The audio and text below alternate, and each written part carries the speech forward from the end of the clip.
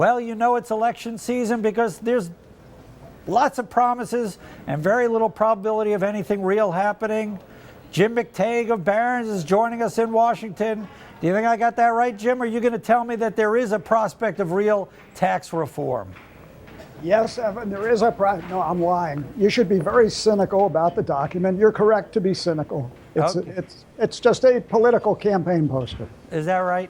Now, the idea is an idea that has long been welcomed by both Republicans and Democrats, and that is do away with a lot of the deductions and tax loopholes, lower the overall rate, and raise the amount of tax revenue that is actually raised. Doesn't seem like it's going to happen, though. Why is that, Jim? Oh, yeah. Well, first of all, there isn't enough time. This harks back to John Kasich. Remember when he was running for higher office? Let's do away with corporate welfare. Real corporate reform would do away with all corporate tax loopholes.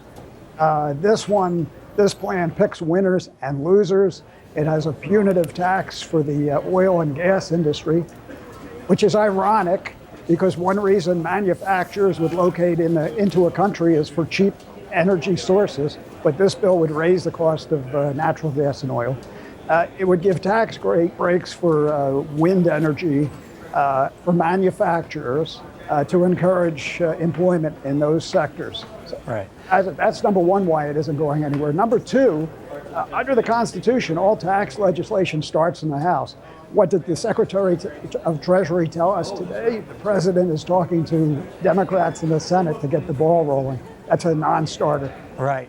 Now, Jim, why is it that in Washington, D.C., it is still the received wisdom, certainly among the Democrats, and I'd argue probably among the Republicans as well, that folks in Washington can tinker around with the tax code to produce their preferred economic results? And that's the case here with President Obama's plan, right? It's industrial policy aimed at benefiting manufacturers.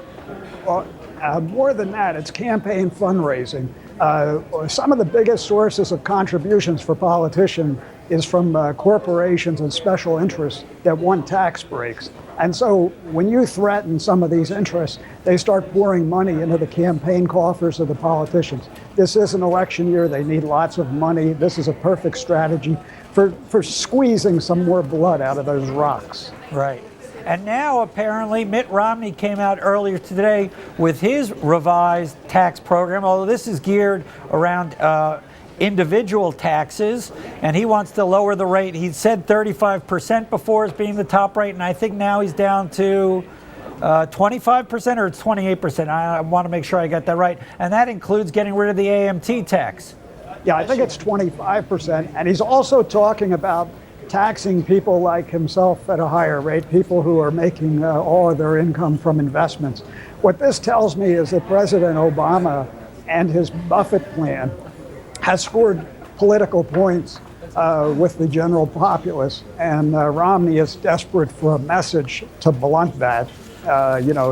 So he's going to go after his own class of people on taxes to show that he feels the pain of the middle class. Right, but I think you would probably agree, Jim, that this is largely electioneering because Romney's talking about, the taxing the carried interest, and that's still a tiny percentage of the overall tax bill. I mean, it's more than anything, it's really a political football at this stage. Or am I misinterpreting that? Yeah, it is all symbolism, and you have to remember also the tax reform takes a number of years. I think back in 1982 when we had substantial tax reform, that came to fruition after 9 or 10 years of debate. So this will not happen overnight.